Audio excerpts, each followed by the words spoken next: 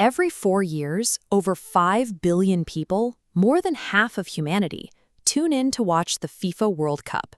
No election, royal wedding, or Olympic ceremony reaches a comparable audience. The game exists everywhere, in London's glittering stadiums, the favelas of Rio, and on the dusty pitches of Lagos.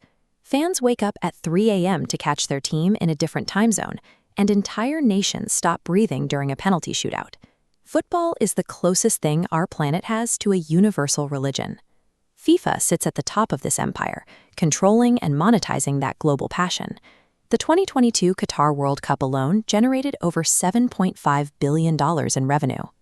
In May 2015, Swiss police raided a luxury hotel in Zurich at dawn, arresting 7 top FIFA officials and shattering the organization's public image.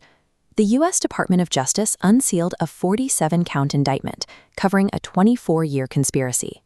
Prosecutors alleged that more than $150 million in bribes and kickbacks changed hands for media rights, marketing deals, and tournament votes. Even after the biggest criminal bust in sports history provided explicit evidence of institutionalized corruption, FIFA's control over the sport remains absolute. An organization with more member nations than the UN operates a global bribery scheme in plain sight, facing almost zero external oversight. FIFA operates out of Switzerland, registered as a non-profit organization. This status granted them decades of light-touch regulation, while they accumulated billions in cash reserves. The internal structure relies on a simple rule. 211 member associations get one equal vote in making decisions. This creates a patronage machine.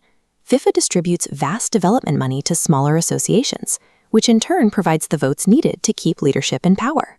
This financial dependency creates a closed loop where loyalty is rewarded and dissent is starved. Ultimately, it allowed Sepp Blatter to rule world football for 17 years. The patronage machine is a meticulously designed business model where development money serves as the primary currency for maintaining political loyalty. The awarding of the 2022 World Cup to Qatar stands as the most visible evidence of this business model in action.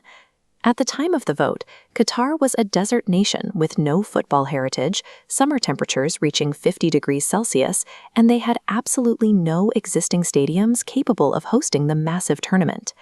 In 2020, the U.S. Department of Justice explicitly stated that bribes were paid to FIFA Executive Committee members specifically to buy their votes for the Qatari bid. Human rights organizations documented the deaths of thousands of migrant workers brought in to build the gleaming stadiums and infrastructure required for the games. The tournament itself was a broadcast success, drawing massive global audiences and spectacular on-field performances. While the Qatar World Cup captivated the world, its creation showed that FIFA prioritizes the survival of its political machine over human life and the integrity of the sport. The 2015 scandal forced out long-standing leaders. Figures like Sepp Blatter and UEFA President Michel Platini were banned from the sport.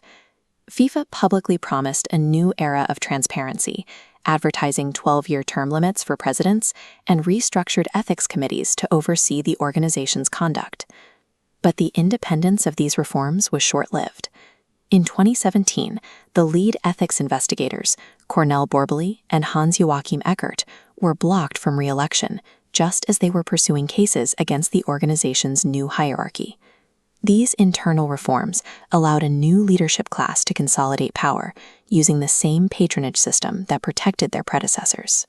The corruption never belonged to the game itself. The sport remains a pure contest, a ball, 2 goals, and 22 players chasing a dream.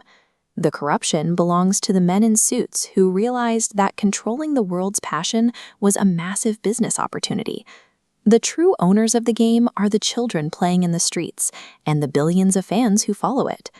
Until external regulation is forced upon the organization, the world's most watched game will remain run by an ugly business.